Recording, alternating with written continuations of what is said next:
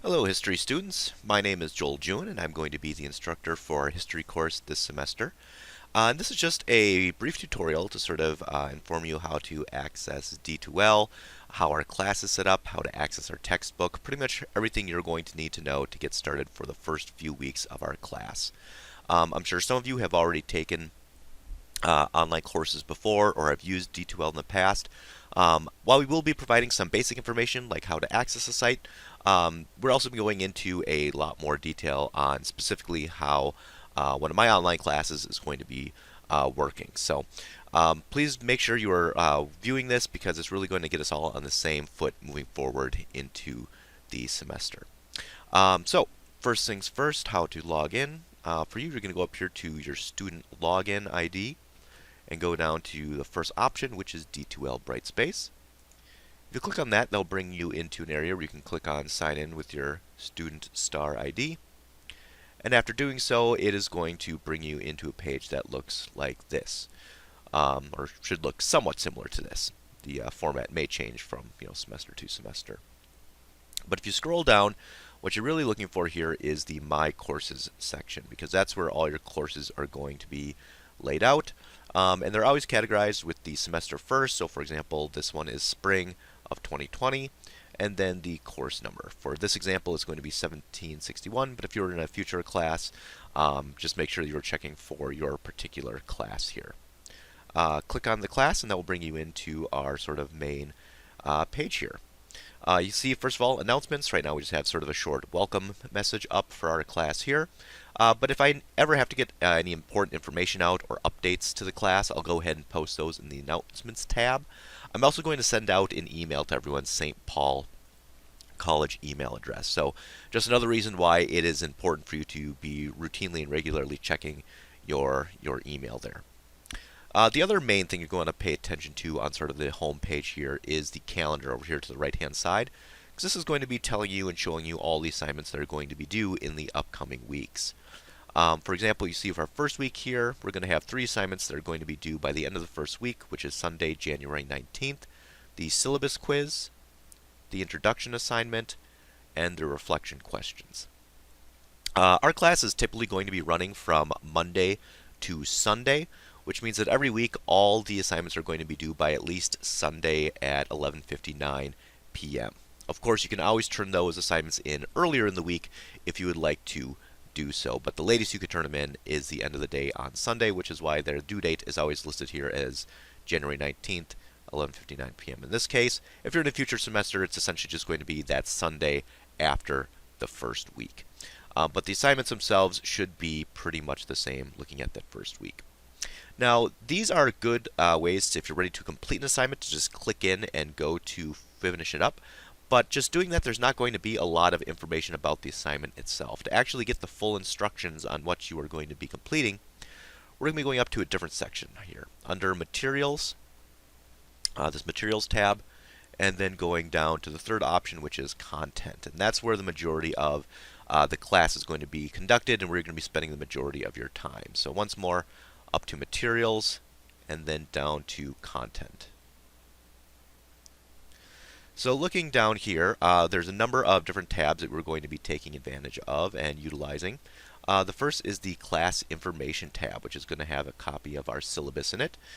Very important you read through that thoroughly. That's going to really set up all sort of the expectations of the class, everything we're going to be doing on a week-by-week basis, the detailed instructions for all the assignments. And we're going to have an assignment in the first week, the syllabus quiz, which you are going to have to read the syllabus for. So make sure you're going to be reading that through. And like anything, if you have any questions about anything we're going over here as part of the tutorial, questions about the syllabus or anything else in the class, feel free to email me, to call me, to let me know, because I am here to help all of you be successful. And the best way I can do that is just by being available to answer your questions and make sure that you know 100% of what to expect, of what's expected, and how to accomplish sort of everything you need to for our class. So make sure you read through that and then let me know if you have any questions. Next link down is going to be our textbook. Of course, you've all probably realized at this point in time that you didn't need to have a special book order for this class, or you did not need to go into the bookstore for anything. That's because we are going to be using a Red Shelf ebook, which is essentially purchased when you sign up for the class. There is an option to opt out. You should be getting an email telling you how to do so. If you do opt out, though, that means you're not going to have access to the online ebook, and you are going to have to find a substitute for that. So you'd have to go out and find your own print version of it. So the majority of students are going to go ahead and take advantage of the book. Real quick, just how to access that. It's very simple. Under the textbook, you'll see this Red Shelf eBooks link. You just click on that. It should then bring you into a screen that automatically shows you our textbook for the course. In this case, it is Traditions and Encounters 1761. Then go to View Course Materials. That'll bring you into sort of more detailed page about this, and then if you go to Start Reading, it'll bring you into the actual ebook itself. Just a few quick notes here on how to easily read this.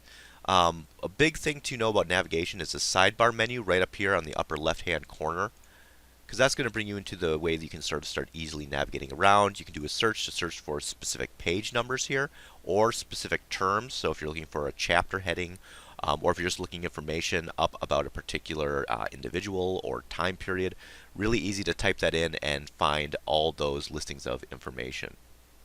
If you want to just go chapter by chapter, though, if you click on this here and then scroll down to, let's see, where are we here?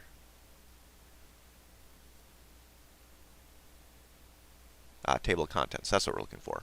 First option, table of contents.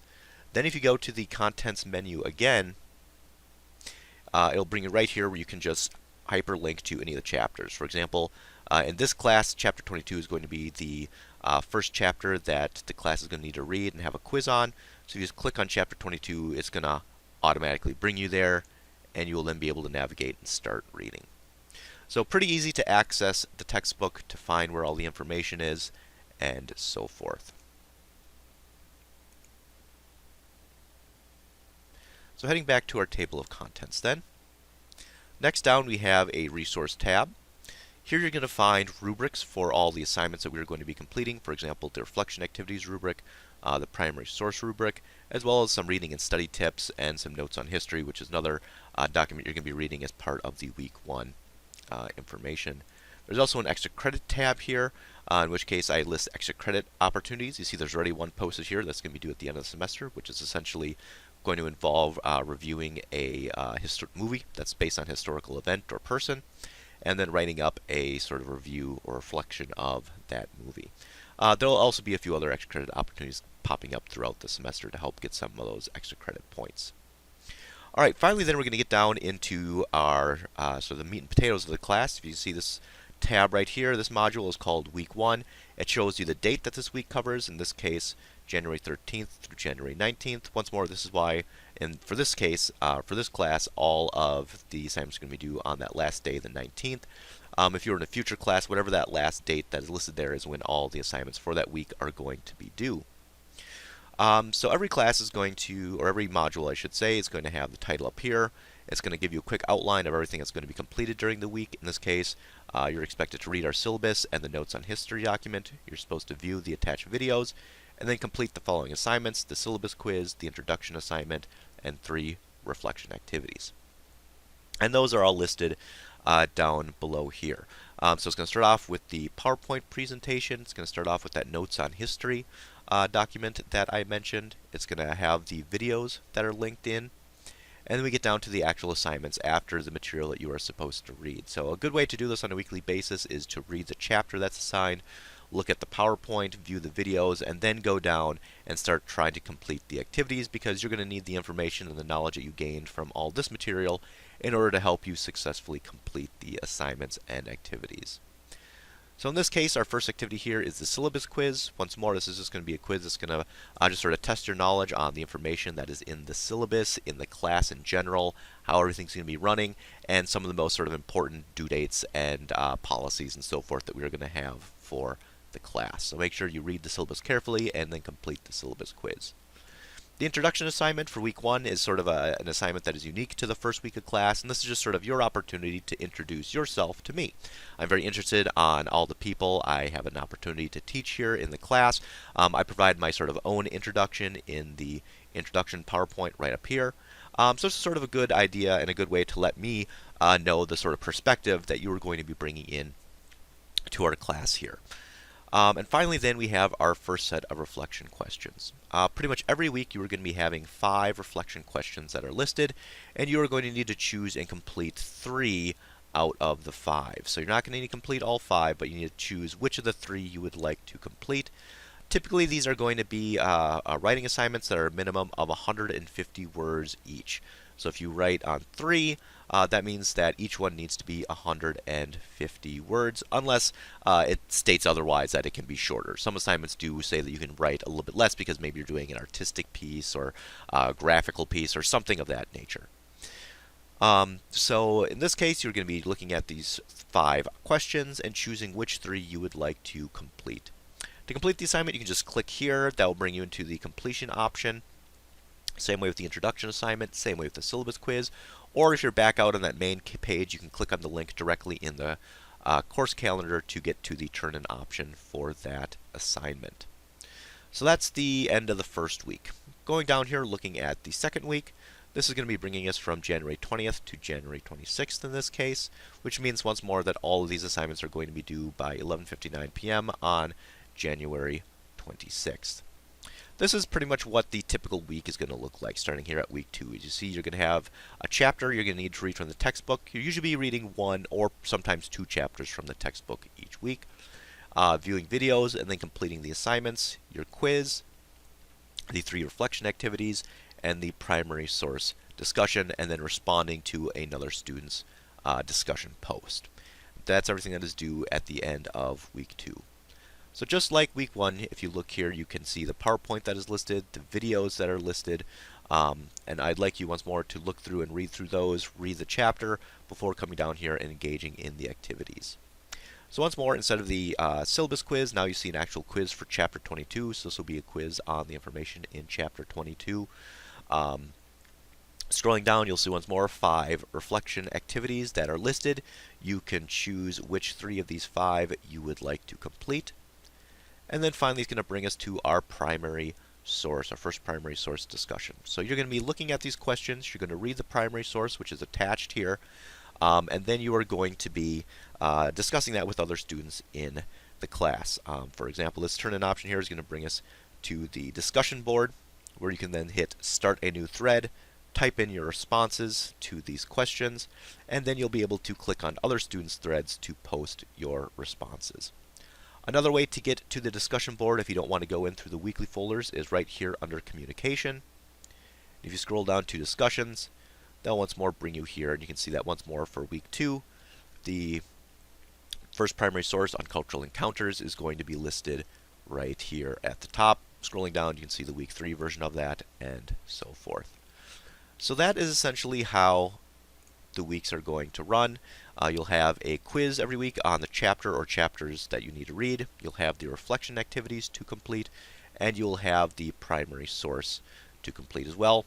Real quick, let me go into a bit more detail on the grading of these. As you see, linked up to the reflection activities and the primary sources are a couple of rubrics. And these are going to show you exactly how I am going to be grading these activities. For example, if you click on our reflection activities rubric here, it'll pretty much break down how I am going to be assessing points for this assignment and how you can go ahead and get full points.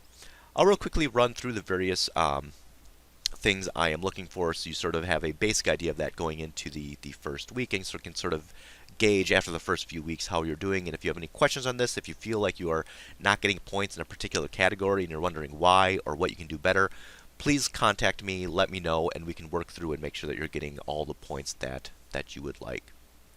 So the first tab here that I'll be grading you on for the reflection activities are requirements. And these are pretty much making sure that you have completed everything that the assignment, sort of the basic requirements for it. So, for example, the reflection activities have a 150 word limit, right? You have to have more words than that to receive credit, or at least to receive these 3 points. If you meet at least 150 words, you will be receiving these points. If you are less, if you're at like 120 words, you'll be getting a 0. Pretty much for the requirements, it's all or nothing. The other big part of the requirements is that you are answering or addressing all portions of the activity or all portions of the question. because sometimes they might have a 2 or 3 part answer asking you to look at one topic from a few different angles. If you're only addressing one of those when the question was asking you kind of 3 different parts, once more you're not going to be receiving these 3 points. The next tab down is understanding, and this is pretty much me saying that your answers demonstrate that you understand the historical information, the people, the concepts, the historical context, and so forth. You're not presenting misinformation, for example. And I can tell based on that that you have a pretty good understanding of the material that you have read from the class materials that have been presented. So that is sort of where the understanding piece comes in. Once more, that doesn't mean that if I mark you down here that I don't think you know what you're talking about or you didn't understand it. Just maybe the way you were presenting the information didn't necessarily demonstrate that to me in the best way. And that's another reason if you see yourself getting marked down in the understanding category to let me know, because I can potentially give you some ways of just sort of better demonstrating that you are understanding the material that you are reading throughout the week or viewing throughout the week in the case of the videos. Specific examples, this is looking for you to bring in sort of examples of specific peoples, places, events, or information from the reading to support some of your more sort of broader and more general points and observations. A good example of this would be rather than telling me, well, the environment was really important for a particular people or a particular culture, that's great, and that might be a very true statement, but then following that up by saying, for example, the way they utilize their iron resources or their timber resources or their agricultural cropland and the way they spread their irrigation, getting into more details that were discussed in the chapters or the videos, that lets me know that not only do you understand the environment is important, but you're showing me and telling me why and how it was important and how the people were engaging with it. So that's an example of how to kind of take a basic answer and expand it, including those specific examples, and that's one more key I'm going to be looking for when accessing your grade.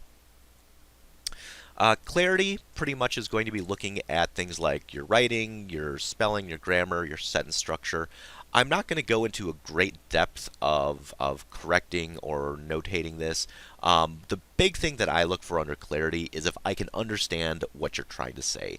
If there are so many mistakes that it's hindering my ability to understand your points and to understand what you're trying to present, that's when you might be marked down here under clarity. Otherwise, I'm not going to be really saying if you have a spelling error here or there, or if you have an odd word choice, I'm not going to be marking you down for that.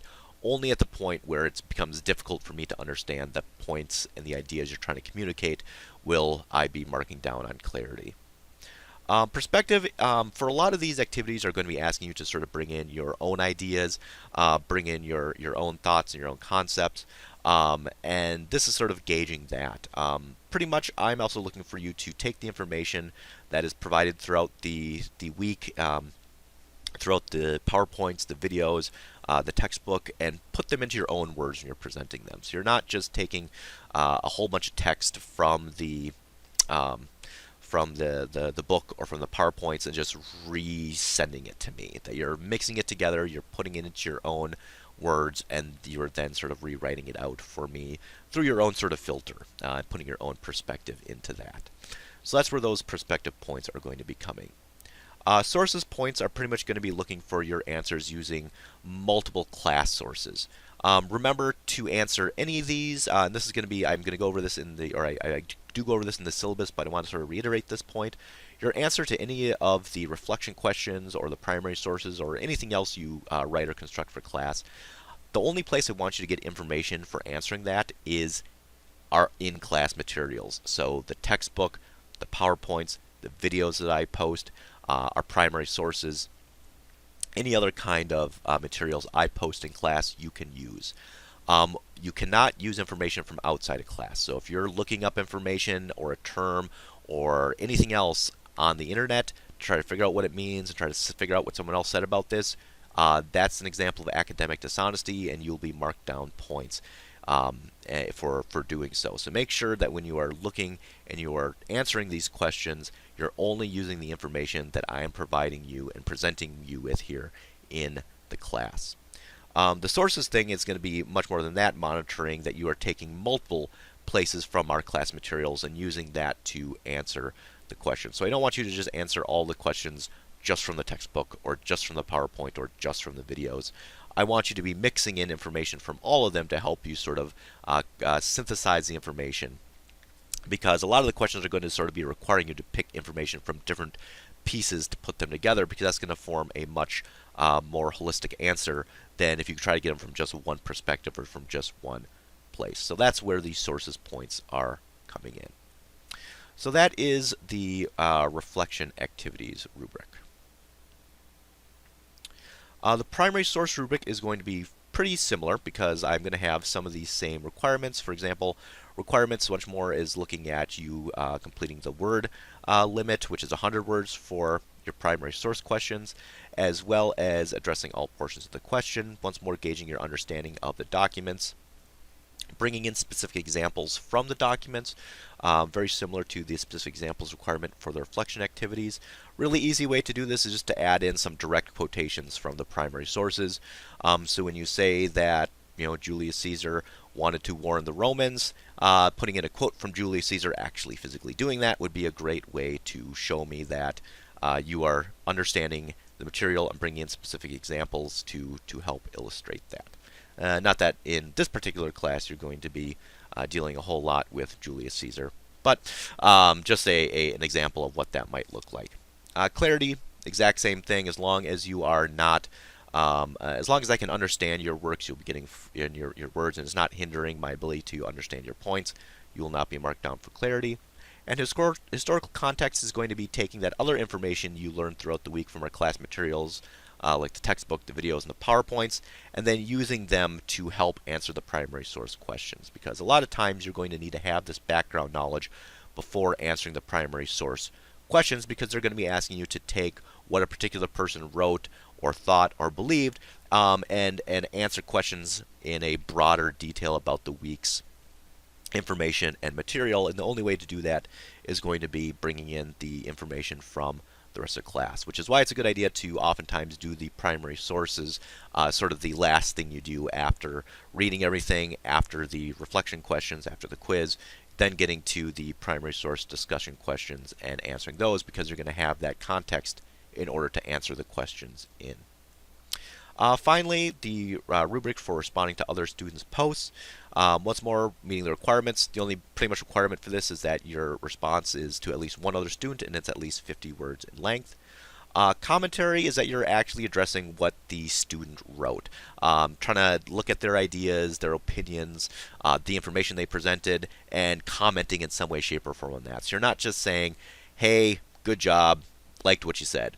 That's not going to cut it, right? You need to go in a lot more detail and explain why you're commenting on their post, what about their post sort of drew you in, do you agree with what they're saying, do you disagree? And this is really where you're going to be able to bring in this next tab of information, because you're supposed to be using the information that you picked up from the source, from the class materials, and bring it into this in your critique of, or in your sort of discussion of your other students' posts. So if you say I had a really similar post because we had similar points to X, Y, and Z, I thought that was really interesting too.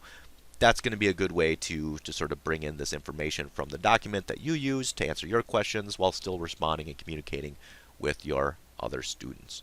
One more thing on responding to other students' posts. Even though the requirement is you only have to respond to one student, you can respond to as many students as you would like. And the more interaction and engagement, sort of the funner and better it's going to be for the class as a whole. All right, so that is going to pretty much wrap up everything that you need to know here in the sort of week by week sort of sequence of events that we were going to be following. If you go back to our homepage here, there's a few other places that I'd like to point out. If you go under assessments and assignments, that's going to be another location where you can access the reflection activities. If you go also then under grades, this grades tab is where you're going to be able to see your own grades for the class. And I'd very much suggest that you check this on a fairly frequent basis to make sure that nothing is missing, or to make sure that you are doing as well as you want to or think you are in class. And once more, if for whatever reason you're not doing as well as you had hoped, please contact me. Please let me know, and I will be helping you out with that as much as I possibly can. So that's kind of the message I want to leave you with. If you have any questions about the class moving forward, about the D2L site, about the weekly requirements, about the assignments, or anything else, please contact me. Let me know, because my number one goal is to support you here in our class and to make sure that this is going to be as positive a learning experience for you as possible. All right, thank you all very much. Have a fantastic semester, and I look forward to working with all of you throughout the coming days.